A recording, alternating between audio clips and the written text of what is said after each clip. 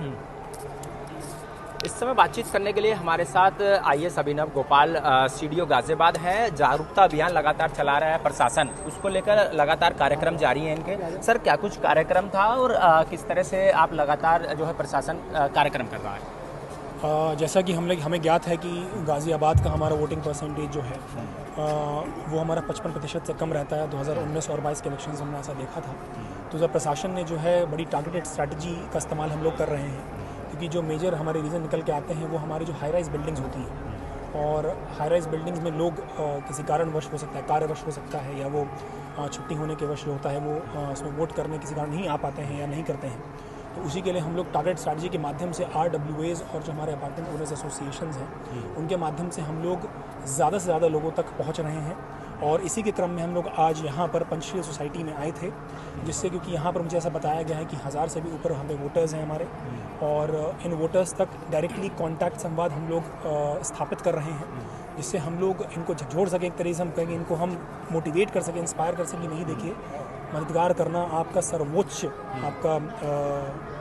आपका सर्वोच्च जो है आपका दायित्व है, राइट है आपका, और वो आपको करना ही चाहिए, ज़रूरी है। और इस बार जैसा कि हमने कहा है कि 100% मतदान हम लोग गाज़ियाबाद में लेंगे, और इसी के तहत हम लोग और भी एसोसिएशंस और भी हाई राइज बिल्डिंग्स में जा रहे हैं। इसमें हम लोग इंदिरापुरम, वसुंधरा, राजनगर एक्सटेंशन, राजनगर और क्रॉसिंग रिपब्लिक, तमाम जगहों पे हमारे द्वारा और इन प्रशासन के अन्य अधिकारियों द्वारा भी ये कार्यक्रम कराए जा रहे हैं, जिससे इस बार मतदान का जो प्रतिशत है हमारा वो ज़्यादा से ज़्यादा हो सके, 100% हो सके। सर, क्या किस इस तरह के कार्यक्रम जो ग्रामीण क्षेत्र है या वो दलित मलिंग बस्तियां हैं, सर, उनमें भी इस तरह के प्रशासन कार्यक्रम करेगा? बिल्कुल करेगा। और जैसा कि आपने कहा कि टारगेटेड स्ट्रैटेजी, जहाँ पर वोटिंग परसेंटेज कम रह गया था, और मैं आपको ज़रूर बताना चाहूँगा कि एक मज़े की बात है, मैं कहूँगा कि इसमें जो ग्रामीण क्षेत्र है वहाँ पे हमारा वोटिंग परसेंटेज 65% के ऊपर रहता है। अगर आप मुरादनगर या मोदीनगर कंस्टिट्यूंसी की बात करें, वहाँ पर हमारा वोटिंग परसेंटेज 65% ऊपर रहता है, और शहर क्षेत्र में हम लोग कम रहते हैं। पर तब भी जैसा कि हमने कहा कि 100% मतदान हमारा टारगेट है, तो हम लोग मलिन बस्तियों में, जैसा आपको पता है, खोड़ा भी हो सकता है जहाँ पर हमारे मजदूर वर्ग के लोग रहते हैं, हमारे लोनी का क्षेत्र हो गया हमारा, और इवन जो ग्राम पंचायतों में हमारे ग्राम के क्षेत्र में रहते हैं, ग्रामीण क्षेत्र में हैं, वहाँ पे भी हम लोग ये स्ट्रैटेजी अपना रहे हैं। परंतु जैसे मैंने कहा कि टारगेट स्ट्रैटेजी, जहाँ पे हम लोग सीधे संवाद स्थापित कर सकें, सीधे पहुँच सकें, वो हमारा टारगेट है। तो क्या सर कुछ ऑनलाइन एप्लीकेशन वगैरह भी लोग जिससे जुड़ेंगे और जागरूकता में कामयाबी मिलेगी? बिल्कुल बिल्कुल। और इसमें इलेक्शन कमीशन ऑफ इंडिया की मैं मुख्य ऐप्स के बारे में बता देता हूं जो हमारे वोटर्स संबंधित हैं। एक सबसे पहले बताना चाहूँगा वोटर हेल्पलाइन ऐप के बारे में, जो कि मैं कहूँगा एक तरह से रामबाण है हर चीज़ का। उसमें आप वोटर रजिस्ट्रेशन भी करा सकते हैं, आप अपने नज़दीकी पोलिंग स्टेशन के बारे में और अपनी क्वेरीज भी उसमें पोस्ट कर सकते हैं। और उसके अलावा आप नो योर कैंडिडेट ऐप है, KYC ऐप है, और KYC ऐप में जो भी आपके क्षेत्र से नॉमिनेशन के बाद जब आपके सब डिक्लेरेशंस हो जाएंगे, नॉमिनेशन हर पार्टी द्वारा कर दिया जाएगा, तो आप अपने क्षेत्र में जो नॉमिनेटेड हैं, जो कैंडिडेट्स हैं, उनके बारे में, आप उनके एसेट्स के बारे में, उनकी क्रिमिनल हिस्ट्री के बारे में, वो आप जो डिक्लेयर करेंगे उसके माध्यम से KYC ऐप के माध्यम से जान सकते हैं। 2 ऐप ये हो गई हैं। तीसरी आप इस बार वोटर टर्नआउट रेशियो भी जो है वो ऐप के माध्यम से प्रिसाइडिंग ऑफिसर VTR ऐप है वो करेगा, जिससे आप voting percentage live real time में देख सकते हैं, जो कि काफ़ी अच्छी चीज़ रहेगी। प्लस इसके अलावा जो हमारे जिला प्रशासन के द्वारा हम लोग 2 नई चीज़ करने की कोशिश कर रहे हैं। आज हम एक टेस्ट भी करने जा रहे हैं। एक हमारा एक पोर्टल है, जिसमें पोर्टल में हम लोग जो हमारे युवा मतदाता हैं उनके लिए हमने पोर्टल लॉन्च किया है, जिसमें अगर जो उस दिन वोट करने के बाद अपनी अमिट शाही के साथ इसमें अपना फोटो अपलोड करेगा तो उसका सर्टिफिकेट जनरेट हो, जैसा आपने देखा था हर घर तिरंगा के समय, उसी तरीके से इस बार भी, हालांकि आप ECI की वेबसाइट पे प्लेज का वोट करके सर्टिफिकेट ले सकते हैं, लेकिन गाज़ियाबाद एडमिनिस्ट्रेशन इस बार वोट करने वाले जो उस दिन लोग होंगे उनके लिए भी अलग से सर्टिफिकेट डिजिटली जनरेट करेगा, जिससे एक मोटिवेशन लोगों के पास उसमें रहे करने का।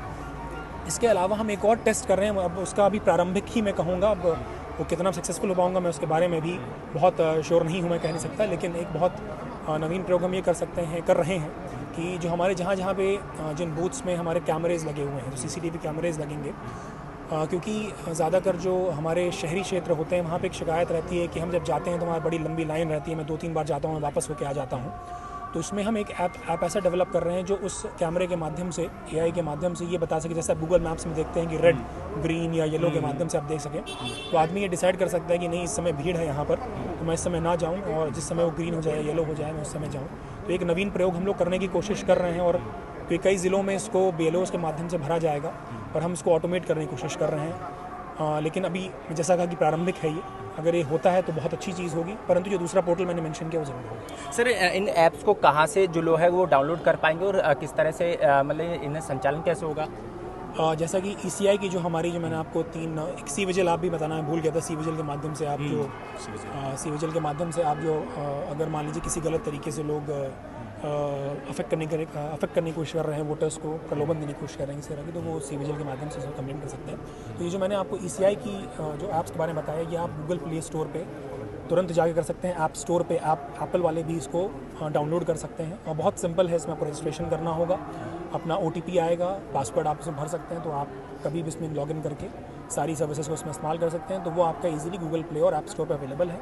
और दूसरा जो हमने एडमिनिस्ट्रेशन वाली बात करी, वो हम उसको अपनी ज़िले की वेबसाइट पर और आप लोगों के माध्यम से भी, मीडिया कर्मियों के माध्यम से भी हम लोग इसको चाहेंगे। और मैं आपके माध्यम से सभी मीडिया कर्मियों से और मीडिया के बंधुओं से मैं रिक्वेस्ट करूंगा कि आप ज़्यादा से ज़्यादा हमारे मैसेज को लोगों तक पहुंचाएं, और वोटिंग परसेंटेज जैसे हमने ठाना है इस बार 70% तो कम से कम, बट 100% मतदान हम लोग जरूर करें। सर, हाई राइज सोसाइटियों में एक सुविधा और कर दी है कि उनका बूथ जो है इस बार वहीं पर उनके लिए अवेलेबल होगा। किस तरह से जो है ये कार्रवाई को अंजाम दिया जाएगा? बिल्कुल जैसा आपने कहा है, क्योंकि पहले किसी कारणवश इसको अनुमति नहीं किया जाता था, परंतु इस बार काफ़ी मेहनत करके हाई राइज सोसाइटीज़ में ही करीब 33 जगहों पे ये पोलिंग स्टेशंस बनाए गए हैं। नंबर ऑफ़ बूथ्स तो 50 से ऊपर हैं, बट अगर मैं स्टेशंस की बात करूँ मात्र, तो वो करीब 33 हैं। और उसमें ही हम लोग, जिससे कि लोग इजीली घर के पास ही आकर वहाँ पे वोट कर सकें, स्थापित किए। चलिए, धन्यवाद। लेकिन इसके अलावा मैं एक और चीज़ कहूँगा कि हम लोग होमवर्क और करेंगे और आगे इसको और वृहद बनाने की कोशिश करेंगे। चलिए, धन्यवाद। तो ये थे गाजियाबाद